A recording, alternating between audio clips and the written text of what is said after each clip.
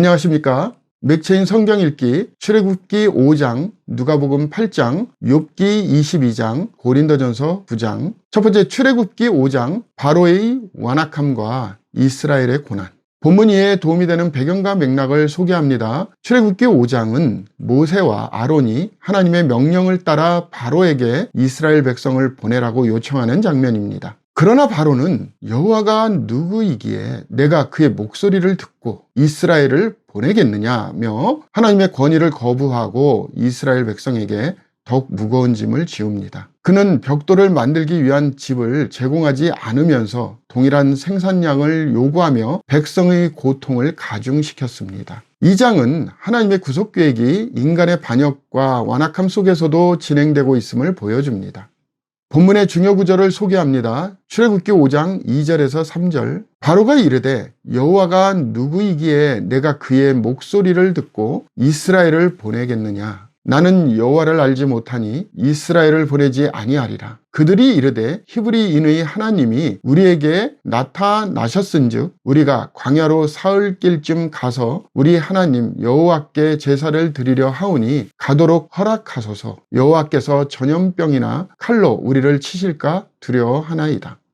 본문을 적용하는 데 도움이 되는 가이드라인입니다. 오늘날 우리는 세상의 권세가 하나님의 뜻을 거부할 때에도 하나님의 계획이 실패하지 않음을 믿어야 합니다. 고난 중에서도 하나님의 주권을 신뢰하며 인내해야 하며 그의 뜻이 우리의 환경과 상황을 넘어 이루어질 것을 확신해야 합니다. 하나님의 구원 계획은 인간의 거부를 뛰어넘는 능력을 가지고 있음을 기억하며 소망 가운데 믿음을 가져야 합니다.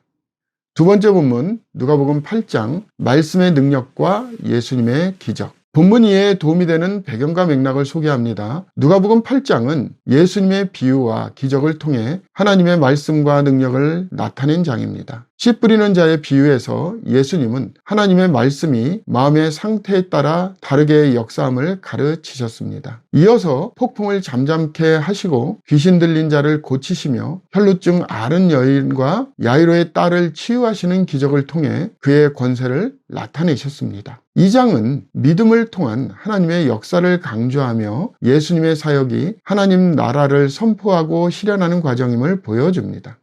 본문의 중요 구절을 소개합니다. 누가복음 8장 25절. 제자들에게 이르시되 너희 믿음이 어디 있느냐 하시니 그들이 두려워하고 놀랍게 여겨 서로 말하되 그가 누구이기에 바람과 물을 명함에 순종하는가 하더라. 본문을 적용하는 데 도움이 되는 가이드라인입니다. 오늘날 우리는 삶의 풍랑 속에서도 하나님의 말씀과 능력을 신뢰해야 합니다. 하나님의 말씀은 우리를 변화시키고 결실을 맺게 하는 능력이 있으며 우리는 마음의 상태를 점검하며 말씀을 받아들여야 합니다. 예수님을 신뢰하며 믿음으로 나갈 때 삶의 어려움 속에서도 그의 역사를 경험할 수 있습니다.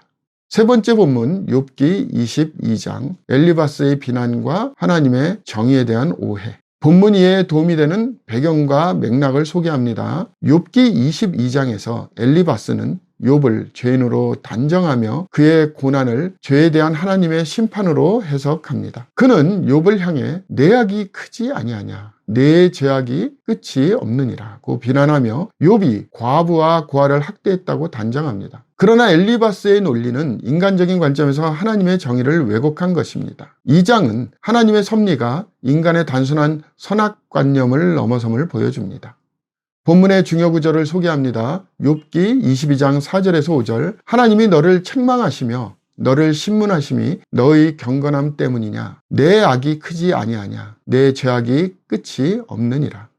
본문을 적용하는 데 도움이 되는 가이드라인입니다. 오늘날 우리는 고난을 당하는 사람을 단정하거나 판단하지 말고 하나님의 섭리를 신뢰해야 합니다. 하나님의 정의는 우리의 이해를 초월하며 우리는 사랑과 공감으로 고난 중에 있는 사람들을 돌봐야 합니다. 인간의 판단이 아닌 하나님의 뜻을 구하며 겸손히 살아가는 자세가 필요합니다.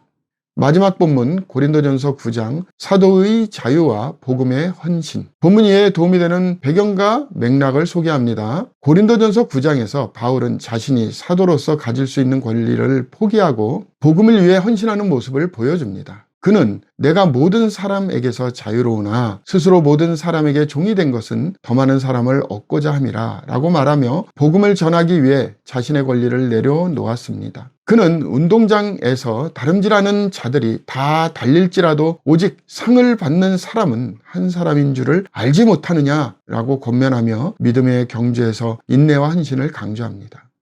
본문의 중요 구절을 소개합니다. 고린도전서 9장 22절, 약한 자들에게 내가 약한 자와 같이 된 것은 약한 자들을 얻고자 하며 내가 여러 사람에게 여러 모습이 된 것은 아무쪼록 몇 사람이라도 구원하고자 함이니.